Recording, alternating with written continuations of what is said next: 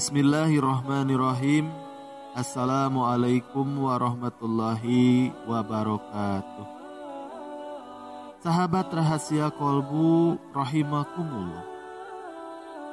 Salat adalah ibadah utama bagi setiap muslim. Selain salat wajib, ada salat sunnah yang biasa ditunaikan di waktu-waktu tertentu. Perintah untuk salat termaktub di dalam beberapa ayat di dalam Al-Quran. Salah satunya adalah Quran Surat Hud ayat 114. Allah Subhanahu wa Ta'ala berfirman, "Dan dirikanlah salat itu pada kedua tepi siang, pagi, dan petang, dan pada bagian permulaan daripada malam. Sesungguhnya perbuatan-perbuatan yang baik itu menghapuskan dosa perbuatan-perbuatan yang buruk. Itulah peringatan bagi orang-orang yang ingat." Quran Surat Hud ayat 114. Salat merupakan rukun Islam yang kedua, di mana jadi pondasi dan kewajiban yang harus dilaksanakan umat muslim. Untuk menjaga salat kita agar sah, tentu harus memperhatikan tata cara serta waktu yang tepat. Di dalam fikih Islam, ada beberapa ketentuan waktu yang dilarang di dalam melaksanakan ibadah sholat. Syekh Salim bin Sumair Al-Hadrami dalam kitabnya Safinatul Jannah, beliau menyebutkan ada 5 waktu yang diharamkan untuk sholat. Sementara Syekh Muhammad Nawawi Banten dalam kitabnya Kasyifatus Saja, beliau menjelaskan kelima waktu tersebut dengan ketentuan sebagai berikut. Waktu yang dilarang sholat yang pertama yaitu sesudah sholat subuh hingga matahari terbit, di mana waktu setelah sholat subuh sehingga matahari meninggi seukuran 1 tombak, atau sehingga setelah matahari terbit selama 1/4 atau 1/3 jam. Sebuah hadis menguatkan hal ini. Dari Uqbah bin Amir radhiyallahu an, ibu beliau berkata, terdapat 3 waktu di mana Nabi Shallallahu Alaihi Wasallam melarang kami untuk melaksanakan sholat. Di 3 waktu tersebut juga dilarang menguburkan jenazah. Yaitu yang pertama, ketika matahari terbit sampai tinggi. Yang kedua, ketika seseorang berdiri di tengah hari saat matahari berada tinggi di tengah langit atau tidak ada bayangan di timur dan di barat. Yang kedua, ketika seseorang berdiri di tengah hari saat matahari berada tinggi di tengah langit atau tidak ada bayangan di timur dan di barat sampai matahari tergelincir. Dan yang ketiga, ketika matahari miring hendak tenggelam sampai benar-benar tenggelam. Hadis riwayat Muslim.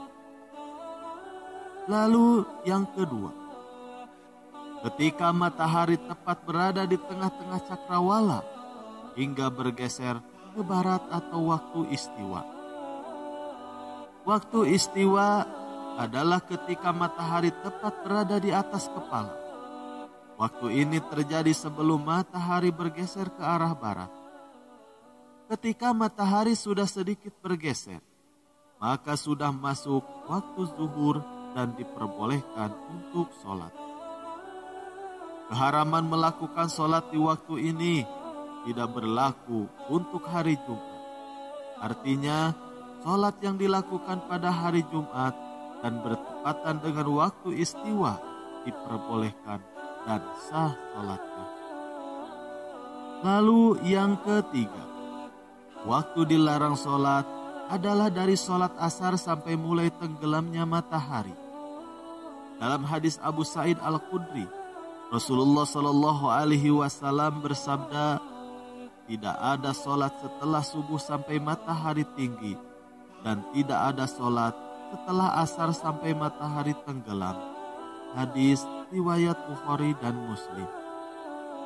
Dalam hadis lainnya yang diriwayatkan oleh Imam Muslim, ada 3 waktu di mana Rasulullah Shallallahu Alaihi Wasallam melarang kita sholat, dan juga menguburkan jenazah di dalamnya, yaitu ketika matahari terbit sampai meninggi, ketika unta berdiri di tengah hari yang sangat panas sekali, atau waktu di tengah hari, sampai matahari condong, dan ketika matahari condong menuju terbenam hingga terbenamnya.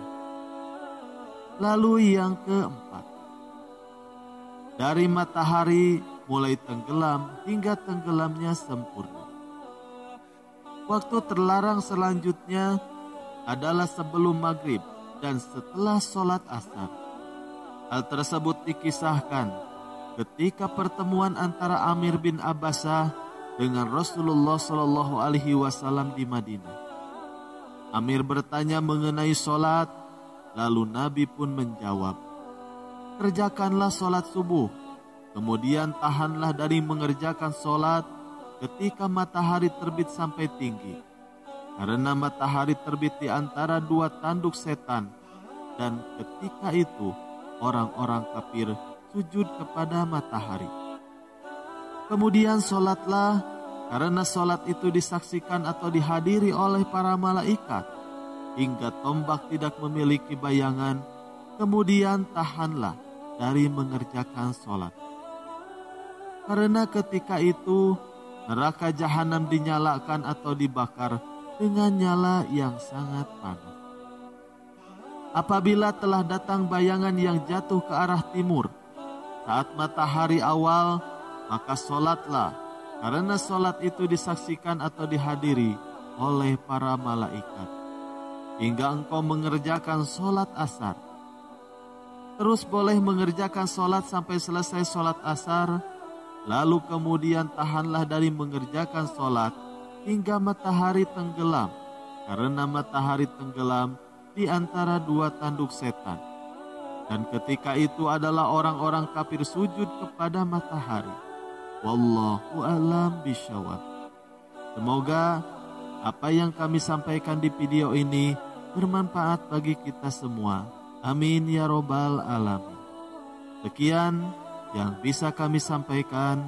Wassalamualaikum warahmatullahi wabarakatuh.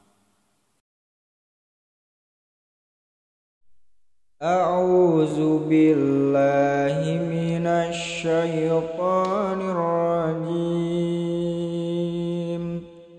Bismillahirrahmanirrahim. Wallahu anzala minas samaa'i